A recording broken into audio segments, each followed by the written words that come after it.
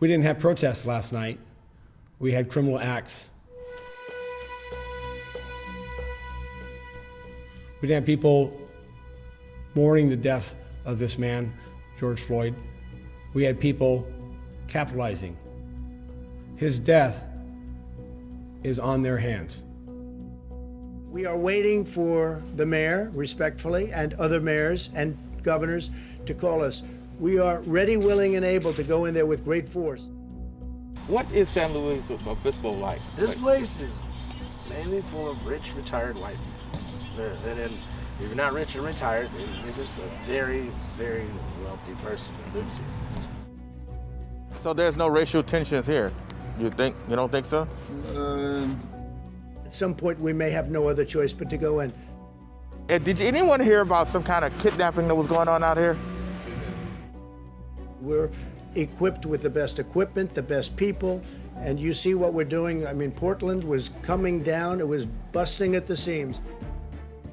You noticed someone being snatched and put into a vehicle by law enforcement, being kidnapped. Would you guys say anything? Yeah, I don't think the police department around here would really do anything like that.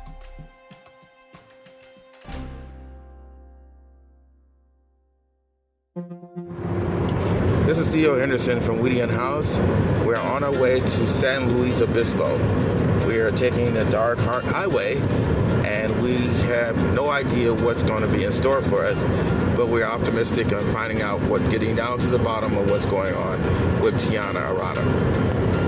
More to follow.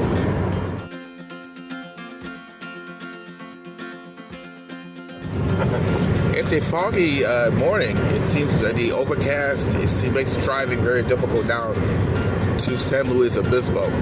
There are trucks up front of us and very, very few cars, but it seems like this is the morning where things get moved and businesses like trucking is on the road. And there's a lot of fog. You can barely see your hand. My goodness. More to follow.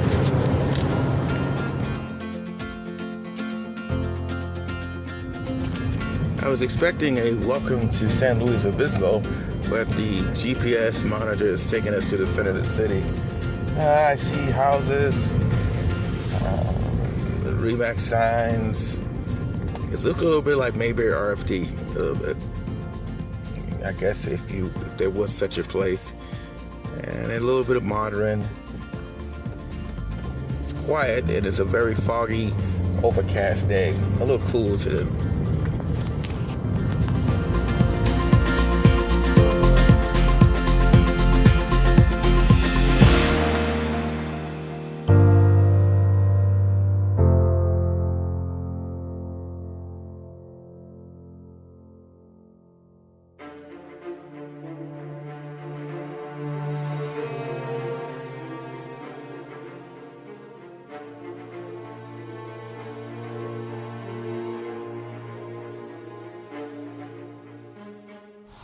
They say in order for us to truly understand one another, we have to walk a mile in their shoes.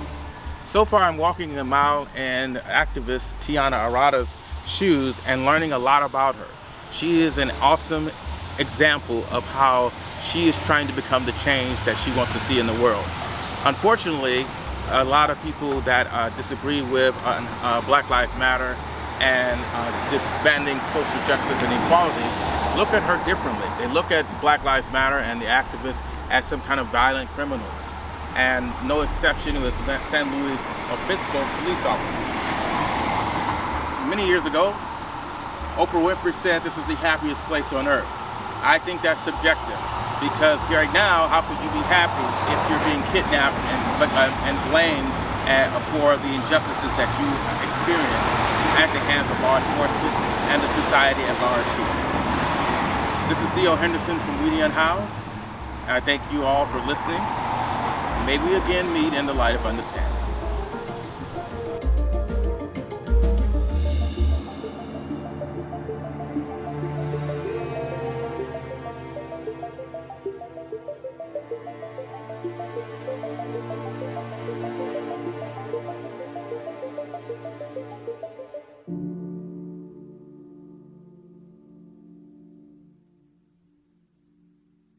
3, 2, 1. This is Theo Henderson from Weedian House. I'm here and speaking to one of the activists here, and he's going to give us perspective, the breakdown of what happened. His name is Kevin. Kevin, thank you for joining us. Hello, nice to meet you. Yeah. Thank you for having me. So, tell us what happened here. Well, I can't really actually remember the exact date, but July it was a 21st. Tuesday. July 21st, yeah. So it was a Tuesday. I got here late. I didn't know that there was an actual protest. When I came here, everybody was here relaxing. The protest was over. But then we make a call. We find out she's been arrested. Come back over here, and it's mass chaos and confusion. And there's no police officers around, but there's at least 20, 30 people still out here upset and confused and not knowing what's going on or why anything of this is happening. Got a little tidbits information, some more information, and then I finally saw the video. What is going on? What did the video show? The video shows her being handcuffed, shows about 7 or 8 police officers, I should say, and her clearly stating, I am not resisting. I am not resisting. It happened about, I'm gonna say about 400 feet over there. Where by the What is going on?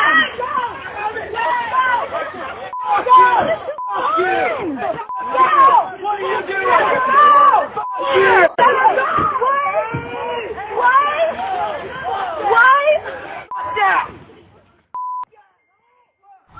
In the process, the police assaulted a bunch of people, and in the video, you definitely can see this one person being punched directly in their head, and this person's actually asking, "What is going on? Why are you doing this?" Now, to backtrack, because I was not here, this is eyewitness accounts, and we're talking more than 20 people who see the same thing. Essentially, she went to her car. One of our other activists, his name is Marcus, went to give her a hug, and in the process, a police cruiser rolled by, and a motorcycle cop rolled by, stopped towards the front, and then all of a sudden, all at once, about 4 or 5 more cruisers came over. They all jumped out of the car, they grabbed her, put her in handcuffs, and that's what she went to do. I'm not resisting, I'm not resisting. Threw her in the car, and that's where I come in at that point. So the car is gone, I'm getting information, immediately go out to the jail on Kansas Street. She's not at the jail. Our city mayor comes into the jail, and we find out she's actually still at the precinct. And she's been there for more than 2.5 hours. Which, okay, no problem, I understand. But then we find out they're not releasing her to jail because they want to make a press release. Which I've never heard of before in my life. So, press release happens. We ended up going back to the precinct, and I'm with the mayor. I meet the mayor there. Then we go back out to the jail, and from there, that's when we find out the charges. But we also find out another activist of ours who was charged for assaulting a police officer. We find out his charges. Basically, about 5.5 hours later, Tianna was released on her own OR, and then we had to post bail for the other person out there.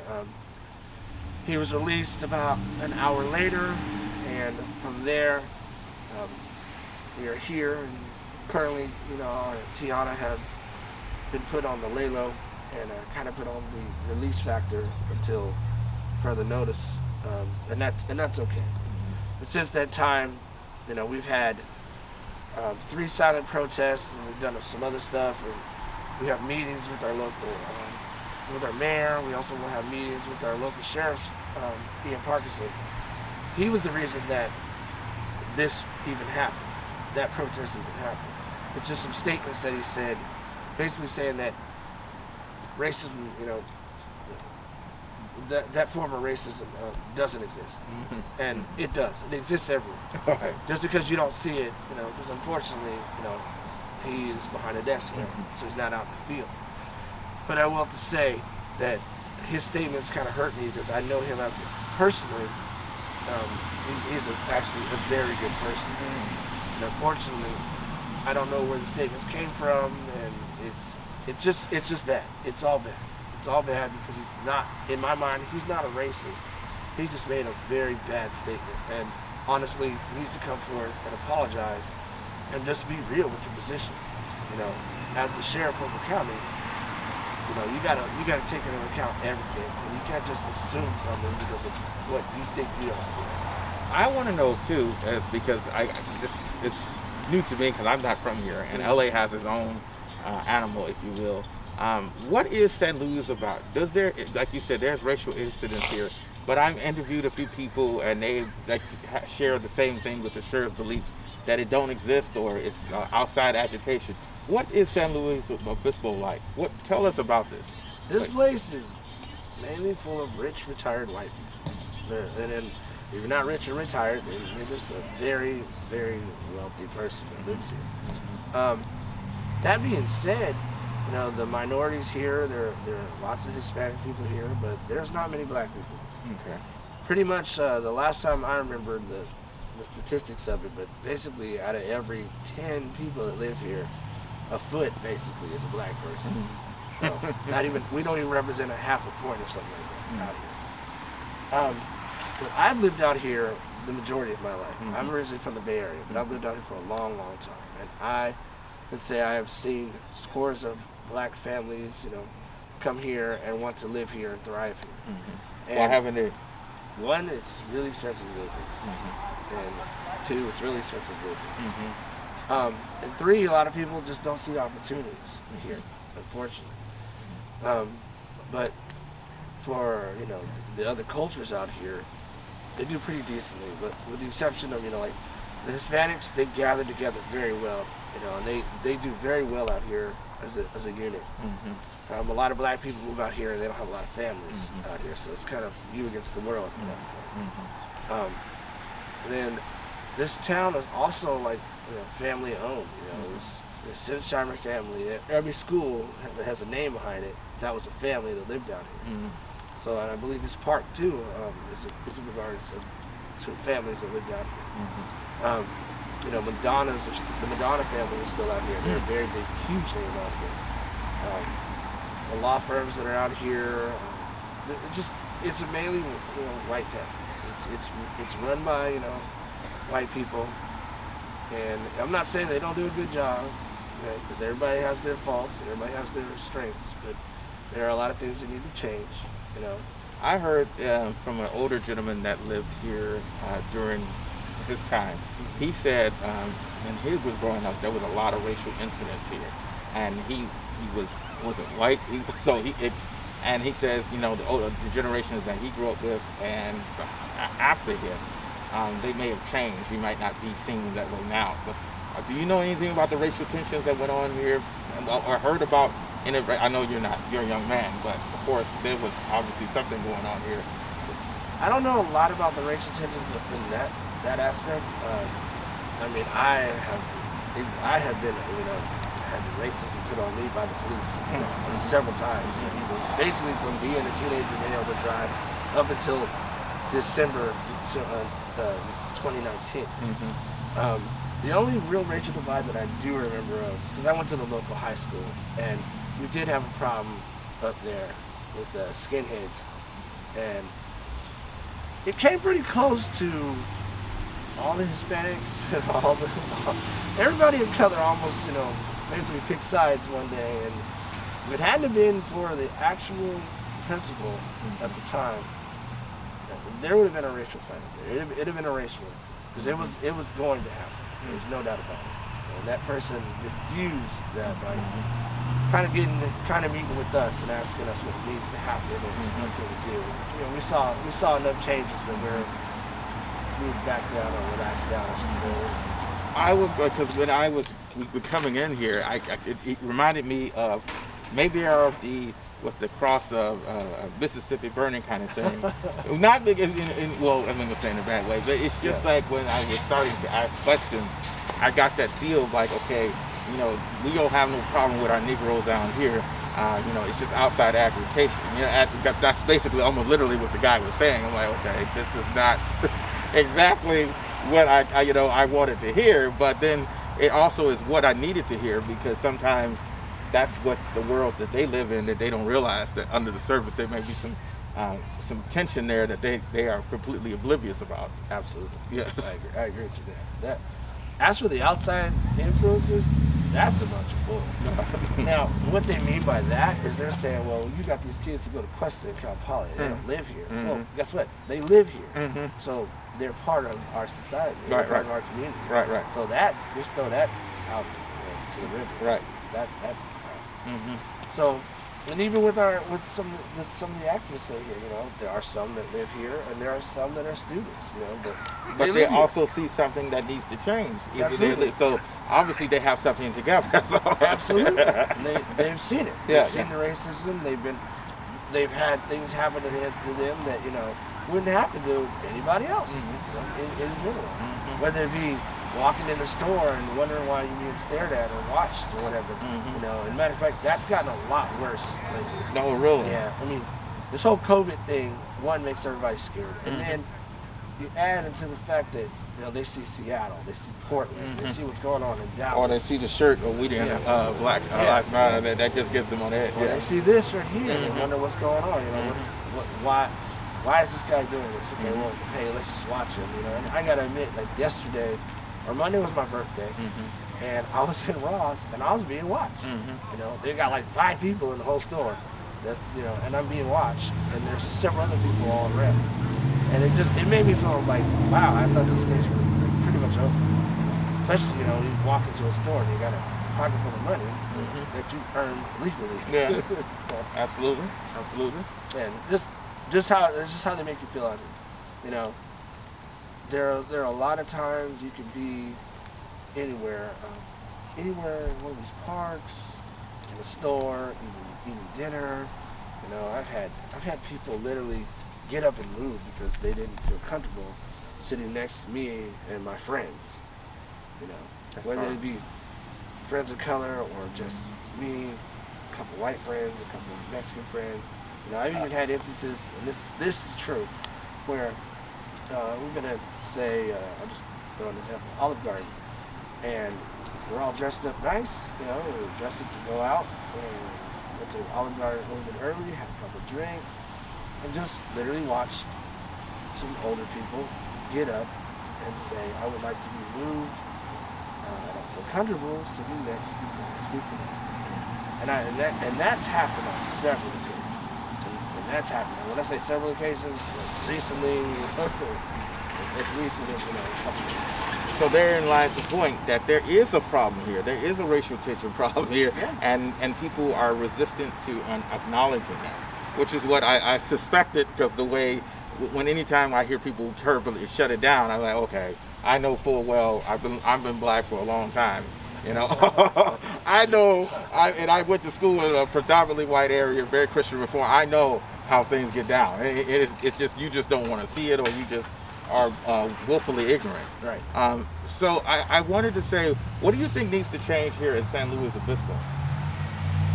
For our police, honestly, for me, they need to be better educated. I feel that you cannot become a police officer in 6 months. You can't be a sheriff in 6 months. And the only reason why I say that is because you can't get a degree in 6 months. Yeah, right. You got a 2 year, 18 months. As soon as you can get a degree, It took me 5 years. Yeah. Well, yeah, full degree. But if you want to get a trade school vocational degree, it's 18 months. Yeah. So, in my opinion, they need to be better educated. Better educated. The psychology side of things. The economic side of things, and realizing just because I have like for instance, I have a nice watch on. Okay, don't think that I didn't pay for this. Yeah, or you have gained it by criminal activity. Exactly. That's another thing. Yeah, and that's my deal behind that. I would like to see that. I would like to see our police force better educated, have a better understanding. Don't get me wrong. I'm not saying get rid of them, because we need police. But you also got to remember, as a cop, you choose for that employment.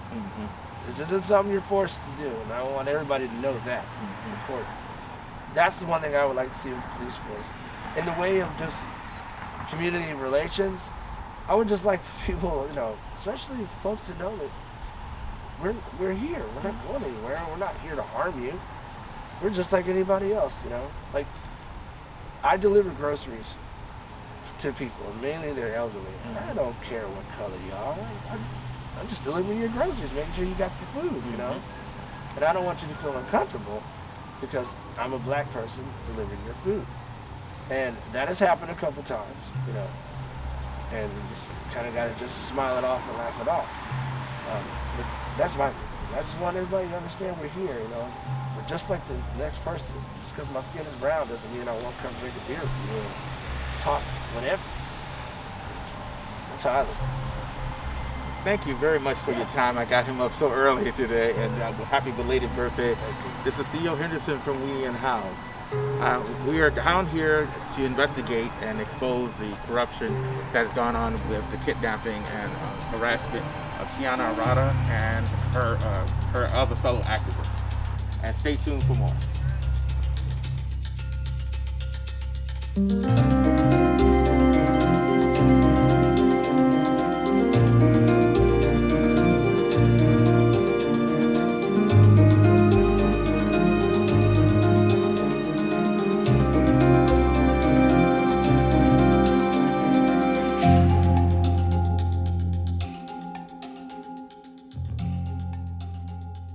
This is Theo Henderson from Weedy and House. Here we are on the trail of trying to find out and make sense of this craziness that's happened, where one of the activists, Tianna Arata, has been kidnapped as well as harassed by the San Luis Obisbo Police, where police are sometimes can be universally bad. I guess they pass it on. So here in the studios is a lady.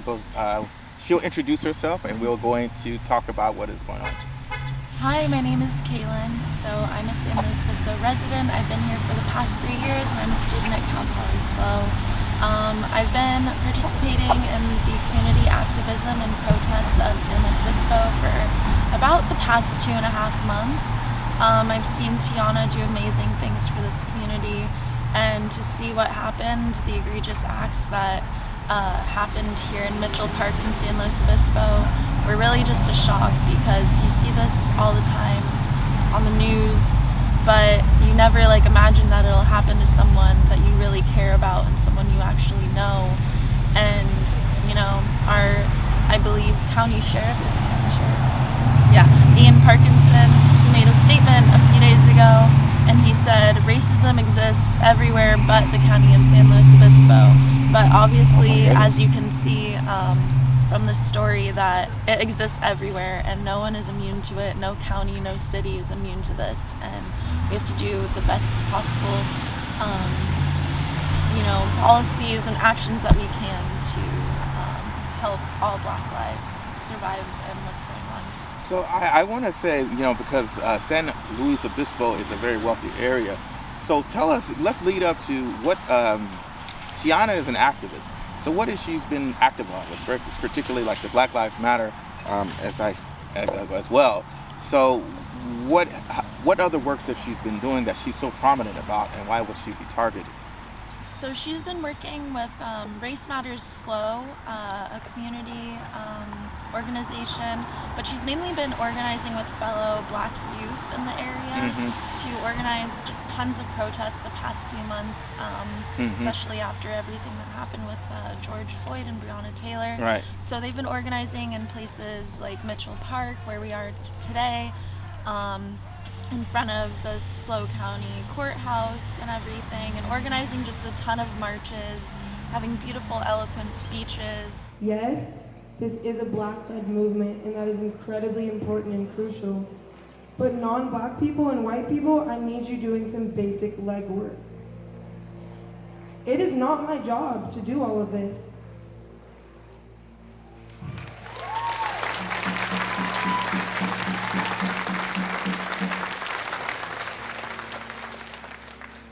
When I came before a few of you, many of you, maybe most of you on Sunday, I told you, I feel like I'm being suffocated by the demands from my community. I'm not saying I don't feel honored and I feel like I have a platform to finally be able to speak out on issues that are usually pushed under the rug, but it's a lot. It's a lot to handle. To white and non-black people, please don't look to me for all the answers. Use your resources. You know you have them. Don't act like you've never taken a class before.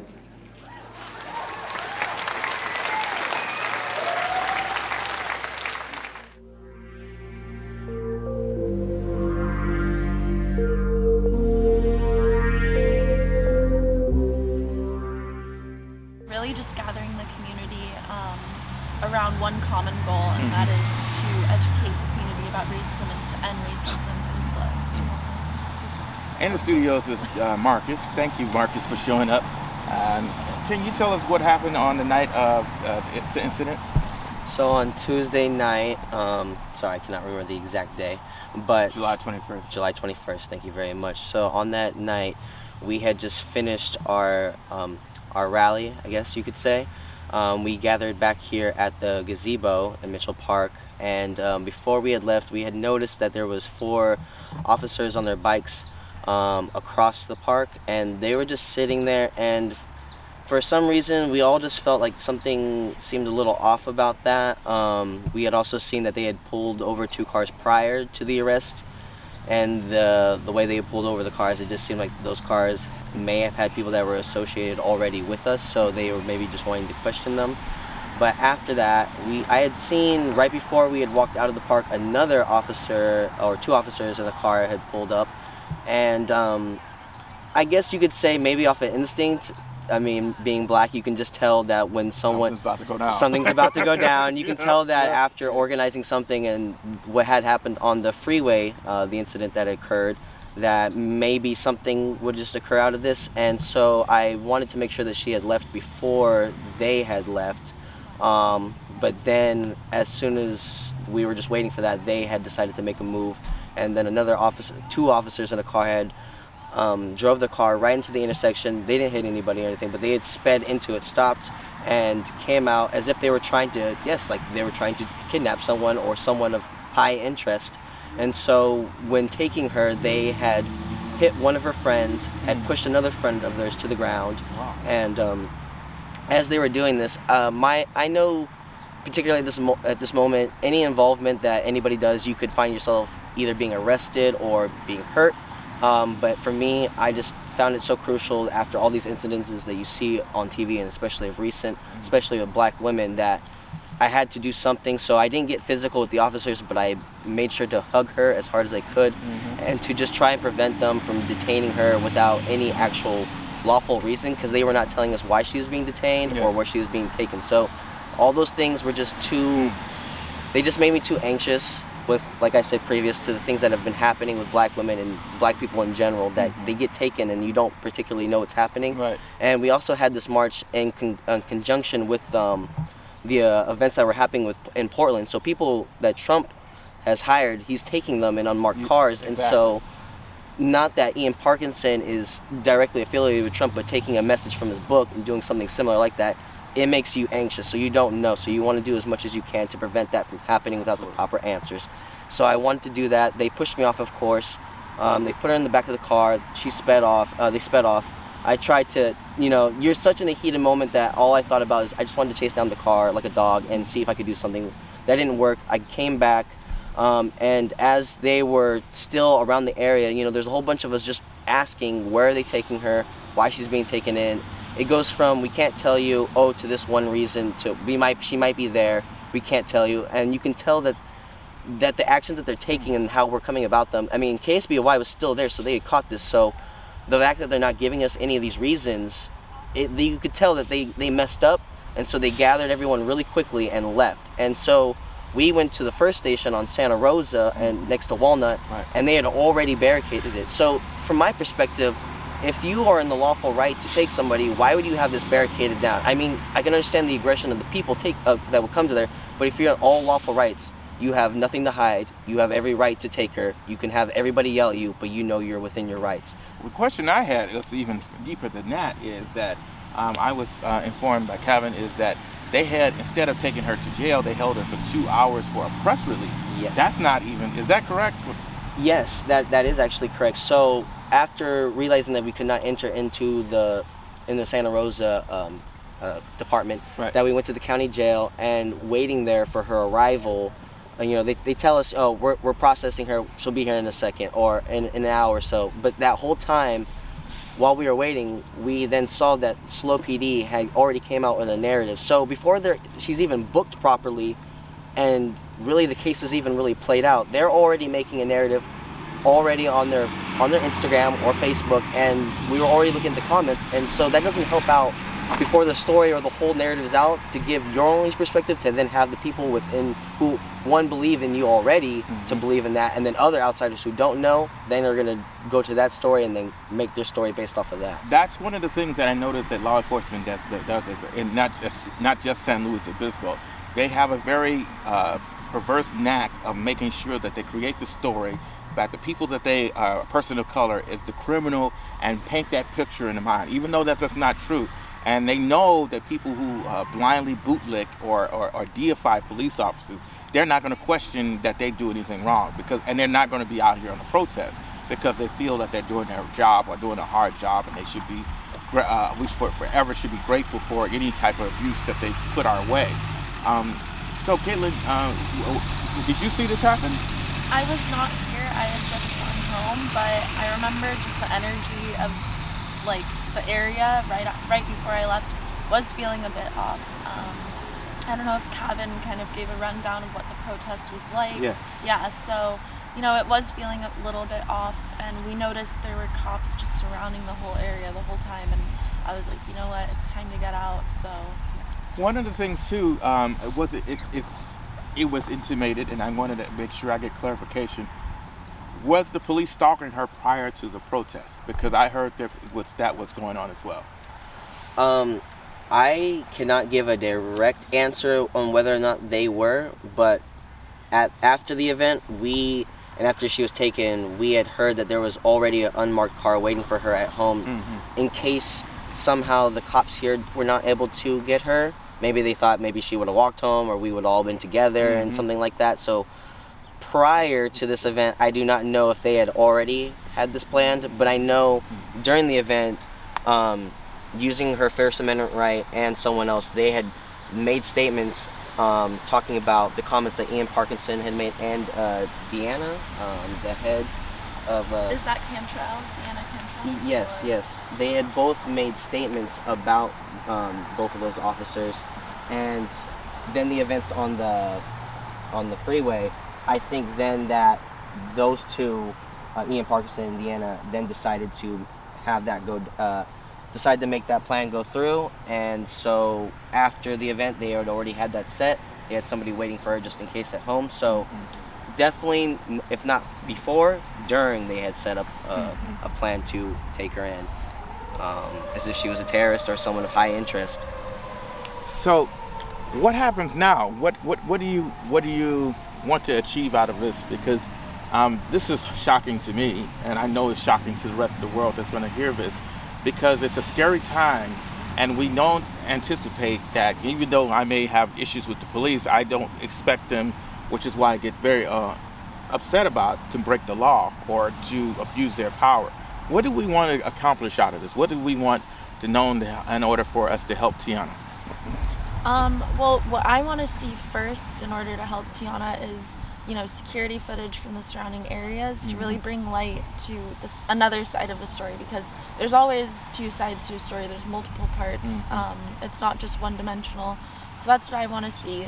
And I just want my community and communities all around San Luis Obispo and the Central Coast to still band together for Tianna and organize on her behalf, because we need to continue this movement. We can't just put it on one person to do this. And holding police accountable for their actions. Like, in the future, I want to see police departments defunded. I want to see the abolition of police. That's what I personally want to see. So, current, future, and all along down the road, that's what I want to see. Okay, what do you want to see happen? If not basically all the same things that she wants. I would like to see out of this case. I would like every able-bodied person to, yes, get the correct information about Tuesday night's event, and then actually contact the DA and tell them that what they're doing is wrong.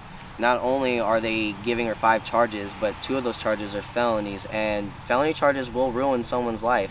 And Tianna is a woman, but she is 20 years old. She's still a girl. She is somebody who is still growing up, and she has a future. She's planning to go to college. These things will affect her future. They are trying to make an example out of someone for using their First Amendment, for just trying to speak up about events that not only affect her, but others like her, other people around her, and other people that aren't like her, but still fall in the same category, being discriminated like her. And these are all events that happen here in SLO that SLO PD won't take initiative in. They happen around her, and she just wants to do something about it. So that's very important. That gets done. But then I would like to also see, yes, like the SLO in general, they have the statement that SLO is the happiest city in America. Okay. So, and Oprah made that, which is also, I think, funny for her to coin that and not really be part of this county like that. So for me, when someone makes this statement, or if that's the statement of the city, it needs to be it needs to be effective. It needs to be built on the fact that we see racism, we see bigotry, we see these things, but we attack it, we take it down effectively, we make the numbers of which all these incidents happen down to the most minute, and that we actually then have that name, the happiest city in America, because we see these things, we acknowledge them, and we take care of them. Not because someone wants to make that quote and it's only sufficient to those who aren't actually affected to this area. All right, I think that's well said. And also, one of the things I want to point out with it too, we always say that children are the future, as well as the young people are the future, in changing a lot of things that have been let slide or let fester by the older generation. They've only did so much, and they have basically have not, they have passed on the mantle. So if she's getting arrested and getting these charges, that's also is sending a message to people not to speak up for your rights. Yes. To keep your head down and allow abuse to happen. And that's abusive. And despite the legal enforcement that happens, I had one question before I log off. I wanted to ask both of you. One of the things is, why is it that people here in San Luis Obispo don't realize there's racial tensions? What? So I just want to, before I answer that, I want to go back to the previous question. I think, we kind of failed Tianna as a community. Everyone let her lead, which was great. She's an amazing activist, a beautiful woman, just an amazing spirit, but we still need to protect Black women at all costs. Black trans women, Black femmes, Black queer women. Every Black woman needs to be protected. So that's kind of my input on the last question. And again, Dan Dow is our district attorney of San Luis Obispo County, so it's public information, his email and phone number, so contacting them would be an amazing help. And back to the question about why people in SLO want to disregard any racial tension. I mean, coming as a student at Cal Poly SLO, we had a blackface incident 2 years ago. It was my freshman year, where a man At named... the happiest place in the world. Yeah. Okay. Where a Imagine man that. named Kyler Watkins, affiliated with the national fraternity Lambda Chi Alpha, did blackface, and it's all over the internet. His affiliates, dressed up as quote-unquote gangsters, like Latinx gangsters, and it was just a complete embarrassment to the reputation of Cal Poly San Luis Obispo. And I've spoken to the president of the university, Jeffrey Armstrong, and he's just been completely unhelpful. He has the same mentality as everyone else. They just want to disregard what's happening and, just keep on getting the money from people who want to, remain oblivious to actual real issues. And I've talked to so many students. I've lost a lot of friends from just people who don't want to, inform themselves. They want to remain ignorant because a lot of people come from wealthy communities in Colorado, Seattle, Marin County, the Bay Area, Walnut Creek, a lot, and Encinitas, California, the really nice parts of LA like Beverly Hills, Glendale. A lot of kids come from there, and that's like half of our city. So they just want to remain ignorant for the rest of their lives. They're not majoring in these majors like women's and gender studies, ethnic studies, all of that in our curriculum fails students. We don't even have to take ethnic studies classes. We have to take like U.S. history. And we all know what U.S. history is all about. It's the white people's history. It's not about who actually built this country and what land we're on. And we're actually on Chumash land right now. So, that's a native indigenous tribes land. Yes. Yeah, from I think it's like Malibu up to, let's say, Paso Robles. But yeah, correct me if I'm wrong. Yes. Yeah. So, to basically piggyback off of everything that she said, since she's so on point about it. Living here, so I've lived in San Luis Obispo for 14 years alone. I was up in Paso Robles County prior to this, and I was born in San Dimas. So, kind of coming from LA County to here, basically what she has said, this county in general, like any county, any city, they're built of a whole population. You have every type of class in it. But with this county, like so many other do, they want to only mostly be populated by those of upper class. That's the people that they're trying to attract. San Luis County is a mini Santa Barbara essentially. It's reflecting off of that. You find this, and so in conjunction with that, the people who want to flock here are people who are associated with that mind frame. High society people, yes, those on the higher scale, and so those people, and not all people, but most of those people, obviously, their mind frames are built off of making sure that their families and themselves are okay, and mostly those people being white. Regardless if they know directly or indirectly, it's still direct. The actions that they've taken or not taken have, i.e. their white privilege, affect the community. And this community is, like I've said, to the term, the happiest city on earth, because it's trying to base itself off of, well, just because everything else happens in the world, we can still be the brightest town in the world. And that's trying to negate everything that can happen around here. So it's the mind frame of the people, and to also say, if Cal Poly wasn't here, this town would be mostly dominated by elderly white people, because that's the liberal side of this town really does come from Cal Poly, comes from Cuesta. It comes from people who want to question the authority. So that's how you can already see that the town itself, it's not even wholly within what that statement is said. That statement is built off of just trying to build publicity to bring more people who want that idea into this town. But but also the location of where this is, it's a beautiful town, it's a beautiful city. Everybody has the right to be here, but obviously, like anywhere else that it's beautiful and has beautiful commodities and so forth, there are those who want to take that away from others who want to experience that. And so one of the main things is racism. How could there be racism in such a beautiful town like this with such beautiful people apparently? Well, that's not the case, because those beautiful people are human beings. And those human beings are choosing to say that racism doesn't exist and that we're ugly and we're causing all this pain. We're causing all these things for wanting to speak up about it. But like I made a post the other day that I had seen. It said, if we stand, you're mad. We protest, you're mad. I forget, there was another one that said you're mad, but if we kneel, you're mad, but if we die, you're silent. So that's very much plated here in San Luis Obispo, and especially with Ian Parkinson's words the other day saying that he doesn't believe that systemic racism exists here, or that the Black Lives Movement is not effective here because that doesn't exist here, and that the only prejudice that he experiences is that when he puts on his uniform. So, I mean, what has to be said about that? Police think that they're the only ones who are treated differently because of what they wear, but they choose to wear that. They choose to put on the badge. The actions that they have taken since the beginning when they have formed have not backed up what their statements have, the statements that they try to state about themselves, and that everybody else who is born of their color, we're the problem. We're the problem. We're the ones who choose to make the problems on you. So this city is very ass backwards. The sun is not up. It's very cloudy. Well, you know what? I think it's like this is the most major, colossal gaslighting of it all, is to say that there's no racism that doesn't exist here. It's just like it floats over San Luis Obispo and floats off into like an ozone or other cities. But it's like, and then the idea of the Blue Lives Matter nonsense like, they're being picked on.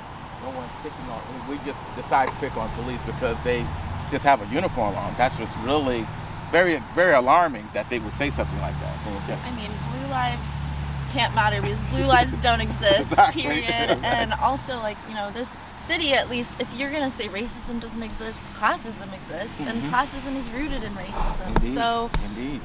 that's just what we want people to realize. Like, we have real issues going on here, but people just want to live their happy little lives. First of all, disregarding a pandemic 24/7. So yeah, that's kind of what I'll say on that. Well, I thank you all for your coming in and your time, and I know you guys have been very busy. And I will return, and I would probably follow up to see, hopefully, how things fare. And I would like to interview you guys again, as well as Tianna and her family and her lawyer, if you will, hopefully this weekend. But this is Theo Henderson from Wheaton House. Is there any other protests or any other things that we should be aware about? Okay, so I'm helping organize a kids protest on August 9th here in San Luis Obispo. We want to make it as accessible as possible. We're getting an ASL interpreter, a Spanish interpreter, right here in Mitchell Park. And we want to also block off parking spaces for families who want to attend and just crack the window open and safely social distance, and just educate our entire community, our privileged community, because this is a privileged community, about systemic racism. And you can't be too young to learn about racism. So, Absolutely. yeah, we're educating little children, middle-aged children, bigger-aged children, and it's going to be organized by high school youth. Like, I'm not even helping organize all of it. A high schooler is doing all of this. Like, she's overseeing all of the committees, so it's really just going to be an amazing plethora of people, and there's going to be music and snacks, and we just want to make it just such a great educational opportunity, and we're going to march around Mitchell Park with all the little youngins, so yeah. Yeah, that's essentially what's planned for next, and to basically piggyback on that, what is really nice about it is the fact that, yes, a high schooler is the one that's putting this together. So when we talk about that the youth is the next generation growing up, you can see that not only with this, with climate change and so forth, the youth are really taking it upon themselves to make sure that their future is better. Because yeah, if San Luis wants to say it's the happiest city on earth, well, it needs to actually be that way for the next generation and actually be like that instead of cloudy. So it's nice to see that someone, who I believe she's 16, I'm 25. That's 11 years of a difference. So that could be a very different. We can have very different mind frames. You can see that even with 5 years, people have very different mind frames. So for her to take this as serious as maybe I have when I've started, that'll hopefully be that gives me hope to see that that's the future we want. We want to change that, and yes, to have this event here in San Luis Obispo and to make it as almost one-bodied for San Luis. That's the whole point. So we can all be on the same page. So we can all understand the things that are happening in San Luis, to actually, yes, to make things progressively better for all, and just to have all these conversations outside and at home, and for people to have them at school, to have them to feel comfortable about them. If they're feeling like that those conversations are already happening around their city, it'll be easier for them to talk about it individually. Well, there you have it. It's like they're sending a very deeper message. The younger generation is sending a message. A lot of times I always hear the older generation always saying they're disappointed with the youth.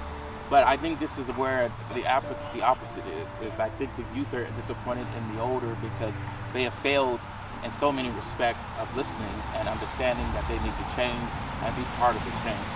This is Theo Henderson from Wheaton House, and I thank you all for listening, and may we again meet in the light of understanding. Thank you.